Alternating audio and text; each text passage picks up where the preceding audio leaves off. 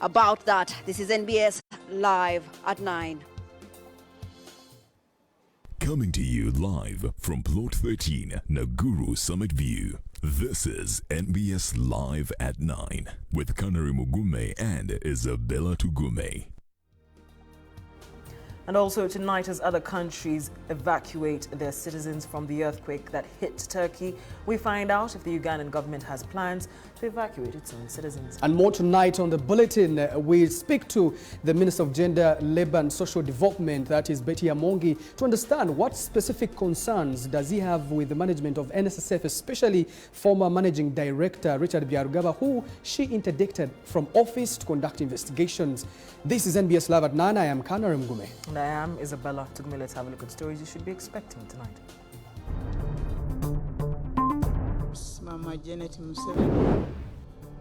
In the headlines tonight, to release the 2022 Uganda Certificate of Examination results. The 2022 Uganda Certificate of Examination results have been released, showing an improvement in performance. These are the results. The NSSF probe. You a petition or you a messenger of the minister who gave it to you?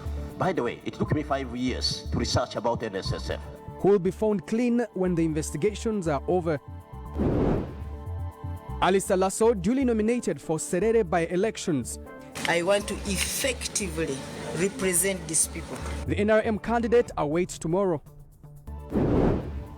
The Auditor General's report on local government. There seems to be some level of connivance. We tell you how 19 billion shillings was paid to ghost workers. It's actually much more than 19 billion because this is just for one financial year.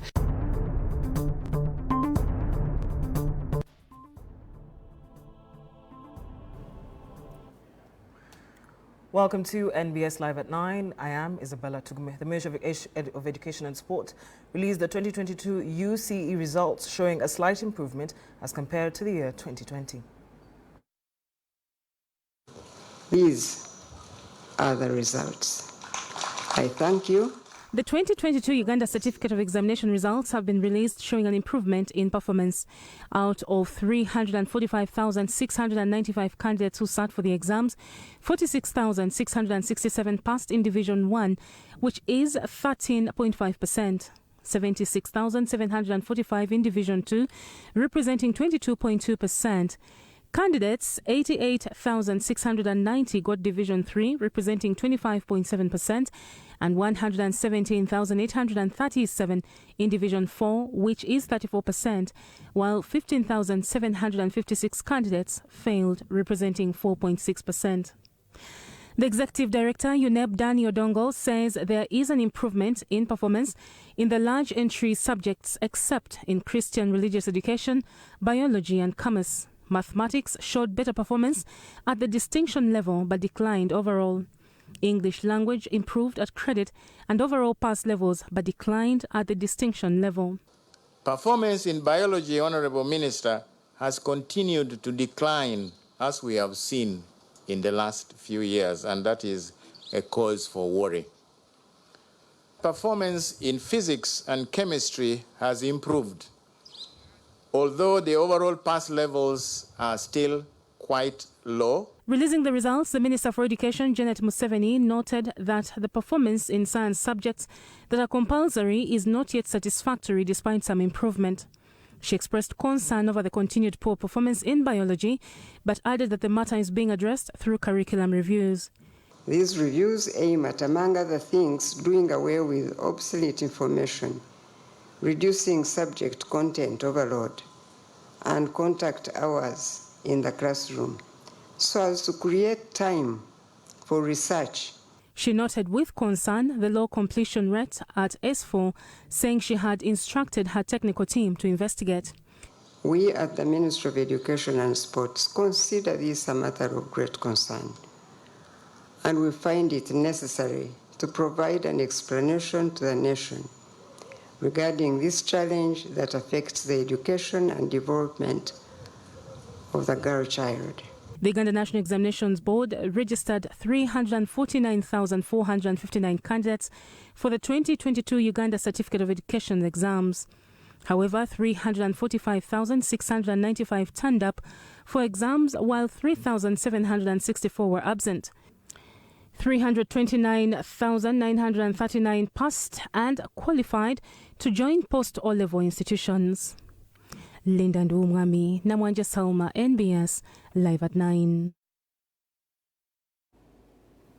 The Uganda National Examinations Board has reported continued poor performance of candidates in the subject of biology, as the case has always been in the previous years. Despite some slight increase in the performance of candidates in physics and chemistry, the same subject still registers a high failure rate at 40%. A number of students risk missing out on science combinations at A-level after the just released Uganda Certificate of Education revealed failure rate in biology. Quite low. The UNEB Executive Director, Daniel N. Odong, has revealed that UNEB has continued to register poor performance in biology, as the case has always been in previous years. Performance in biology, Honorable Minister, has continued to decline, as we have seen in the last few years, and that is a cause for worry. Odong says although there is some slight improvement in the physics and chemistry, the failure rate is still high, given that biology is key for students intending to pursue medicine. As we have reported in recent years, the candidates are showing weaknesses in the handling of the apparatus during the practical tests. UNEB attributes the poor performance in a number of subjects to failure by candidates to interpret questions in accordance with the examinable manner, failure to read accurately practical results, alongside other sorts of examination malpractices. We have also experienced collusion, that is, candidates willingly sharing their work, probably the more able candidates sharing their work with their friends who are less able. UNEB has revealed that many of the students encountered many difficulties during practical exams of science subjects like chemistry and physics that saw some of them resort to examination malpractices. Many of the candidates were observed to be able to take measurements.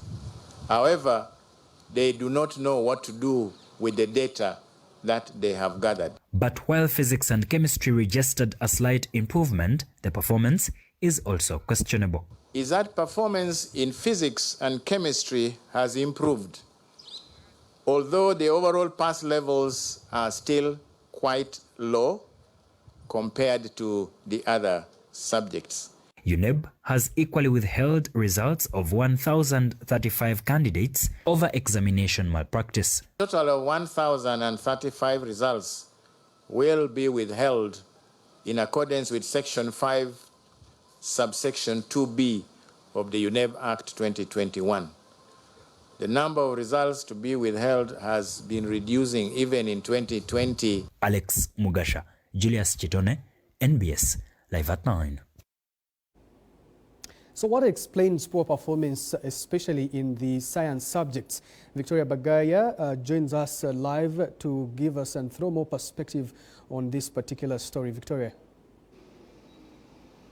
Well, Canary, not me specifically. I did arts actually, but I am here with the chairperson of the Uganda Science Teachers Union, Vincent Elong, to explain what really is happening, especially if we're looking at a 40% failure rate for biology, despite the fact that, of course, the UCE results has shown that there's been an increment in performance of sciences and performance across the board. Vincent, this is a question that is on everybody's mind. We're saying we have seen an improvement in performance of science subjects, but biology specifically, it has consistently gone down. 40% is quite a big number, a big percentage. What do you think as the union is causing this?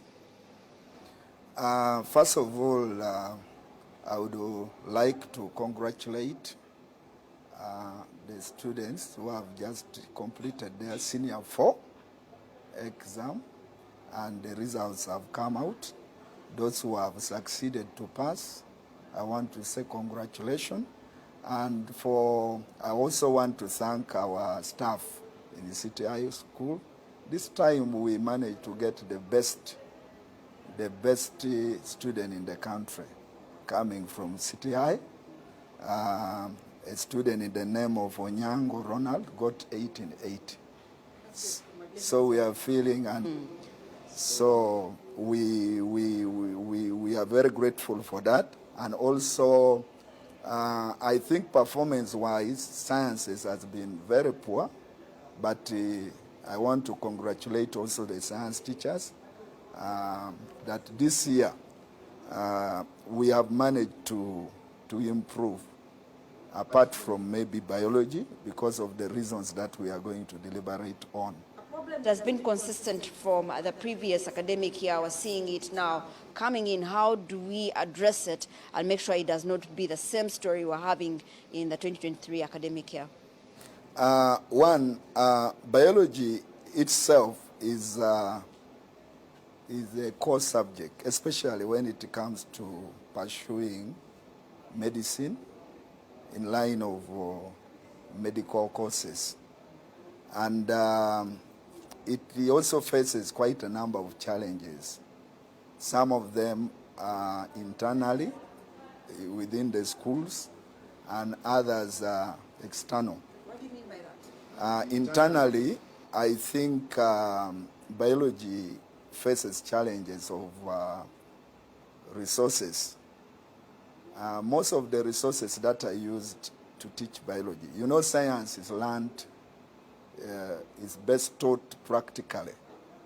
And once the resources and equipments are not available, the teaching of science for students to well grasp does not come out well, and the results does not come out the best way. So, for instance, most of the resources that we use in a biology lab are quite expensive, and they are disposable, or you cannot reuse it. For instance, if you buy tomatoes and you use it now, it will by the time you are doing another practical, it will have gone bad. If you for instance, the rats, I've been doing quite consultation with the biology teachers. They tell me normally a rat goes at 15,000, but towards exam the prices go a little bit higher. Now when you have, you know, biology is a compulsory subject. Now when a student is supposed to cut a rat or a frog, you must avail to all students. And if the cost of a rat is at 15,000, and it goes to 60,000, it becomes quite expensive. For most of the schools, especially the USE schools, which are the majority, and basically, because of those resources not being available in most of our poor schools, you find that the teaching of biology does not go on effectively. And most schools, actually, the management want to save money for other activities. They are not sensitive towards the needs that are in the lab. One of the key things that we raised to government, especially when we are advocating for salary increment, was them to equip the laboratories.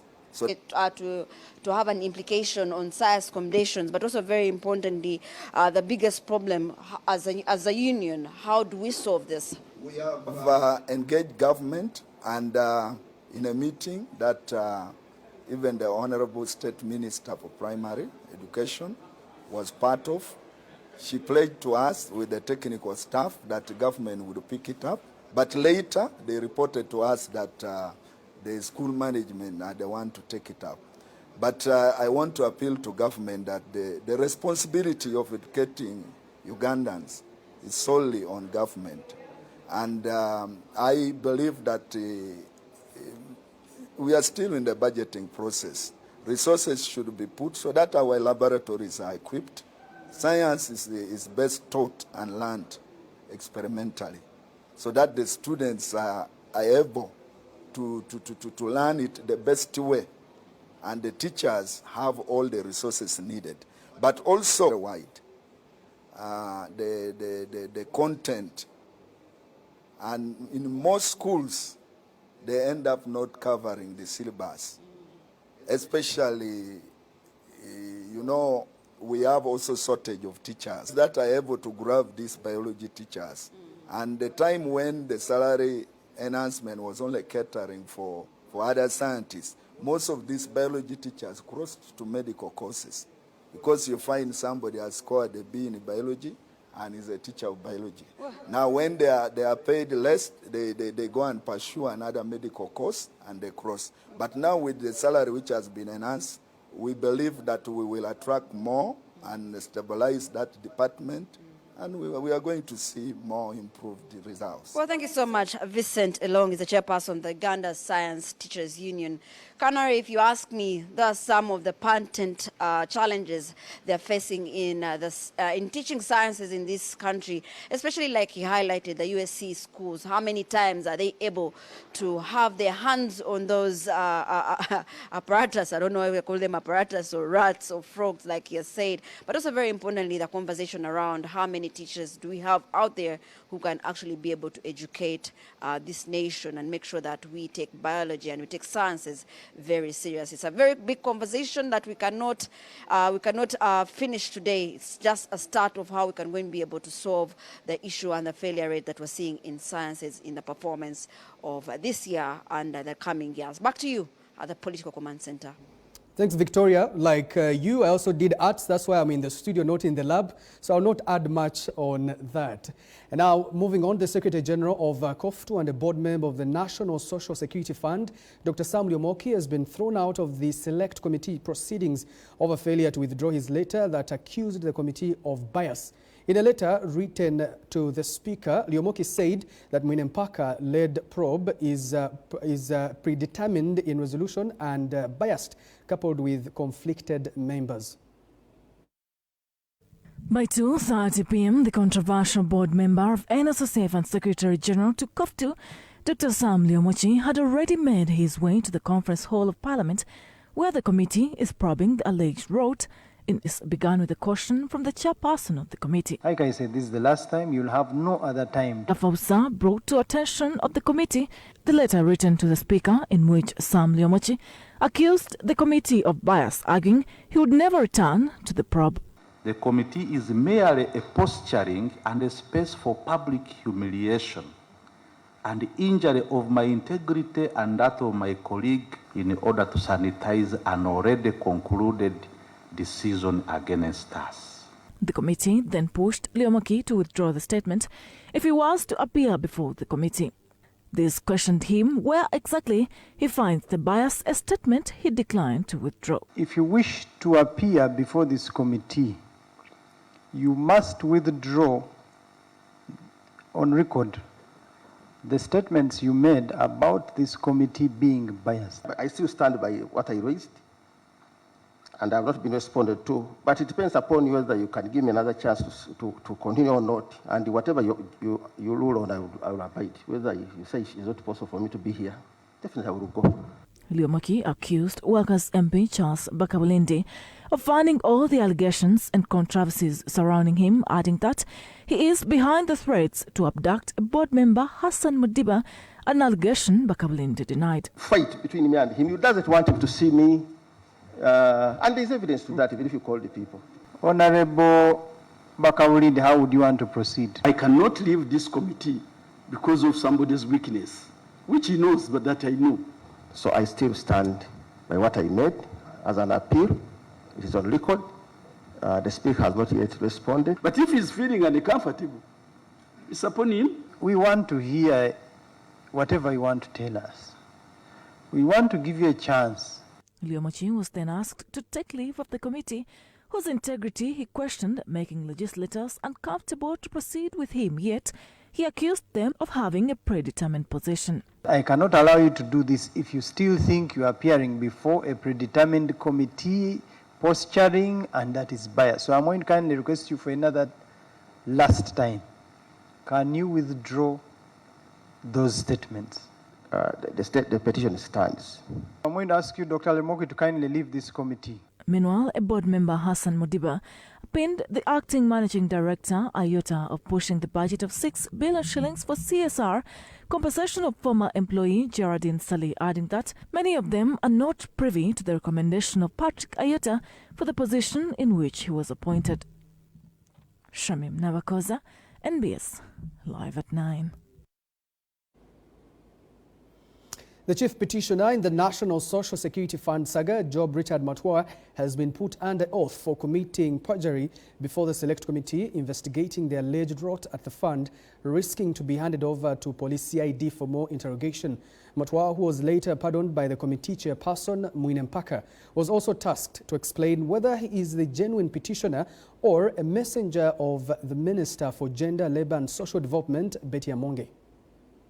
The chief petitioner in the National Social Security Fund saga, Job Richard Matua, for the third time, appeared before the Mwine Mpaka Select Committee, but this time for cross-examination. I don't know why I became the famous petitioner, maybe by chance, natural selection. In their interface, Matua started by reading verbatim a letter from the Minister for Gender, Betty Amonge, that enabled him access the confidential documents from the ministry. This made legislators to task him to explain why he only asked for documents from the Ministry of Gender, Labour and Social Development, yet the Ministry of Finance is also responsible for supervising the operations of NSSF. Why did you not write the Ministry of Finance and you chose only to write the Ministry of Gender? Previously, NSSF was under Ministry of Labour before it went to Ministry of Finance. And I had done my research.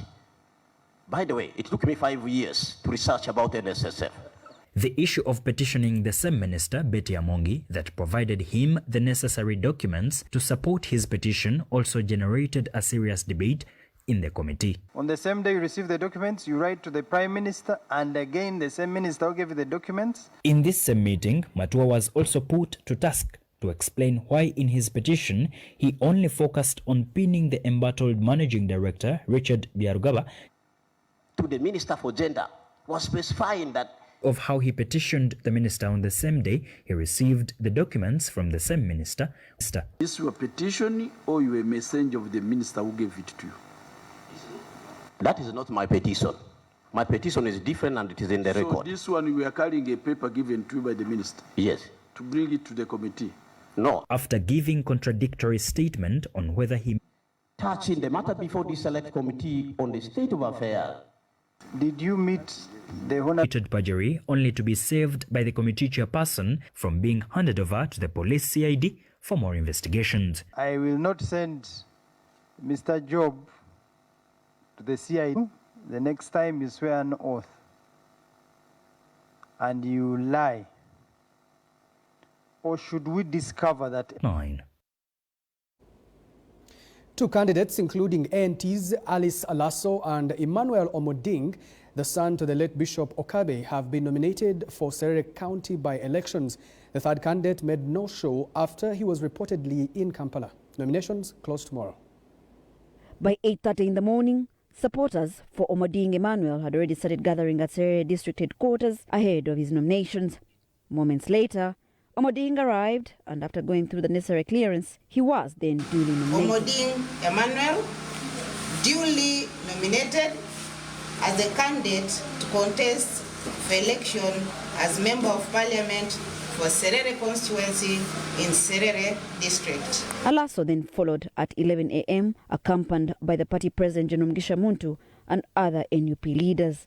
Declare Alaso Alice duly nominated as a candidate to contest for election as Member of Parliament for Serere constituency or county in Serere District. I want to effectively represent these people and exercise the mandate of representation, the mandate of legislation, and the mandate of overseeing government, pursuing what the people of Serere need. Mugisha hailed the support from the opposition parties that included the NUP, Individual Forum for Democratic Change, and other parties that have offered to support Alice Alaso. And they decided not to fill the candidate, and they decided to back Honorable Alaso. We thank the leadership of NU, even parties which have got candidates, but whose members and some of the local leaders have decided to support Honorable Alaso. We thank them for that. Nominations will end tomorrow, and thereafter the campaigns will start on Monday, the 13th of February 2023, and the polling date will be on 23rd of February 2023. Victoria Bagaya, Eddie Enuru, NBS Live at 9. And now it's time for your feedback on our opinion question that we did post earlier on our social media pages, both on Twitter and Facebook. And tonight we're asking you to share your thoughts on what more needs to be done to improve science subjects, especially biology. Editor says equip the laboratories and recruit more science teachers. On Facebook, Makumbi Atejusa says biology should be taught practically, not theoretically. On Twitter, Michael Chiseka says the government has to come out with incentives that are needed for scientific research and laboratory study. This is lacking, especially in most rural schools and institutions. Of course, we continue to get your feedback on our opinion question, and the hashtag we're using, hashtag NBS Live at 9. But just remind you of our top stories tonight before we take a break. The 2022 UCE results have been released.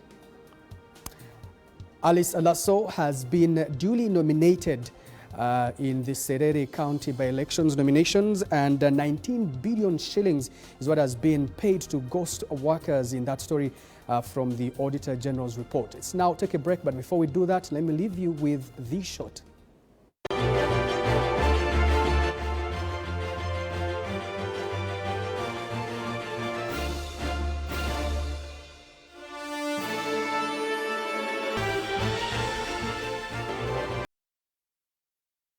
More to come, brought to you by Make your building a paradise. We have weather coat emulsion, undercoat emulsion, silk vinyl emulsion, flat emulsion, super gloss and high gloss. Global Paint, a reliable product. The fate of Ugandans in Turkey. Nze Nareso Christine nganze omukuba afunye obuzibu mu kizimbe ekya Lady Galleria. Government cannot account for her citizens.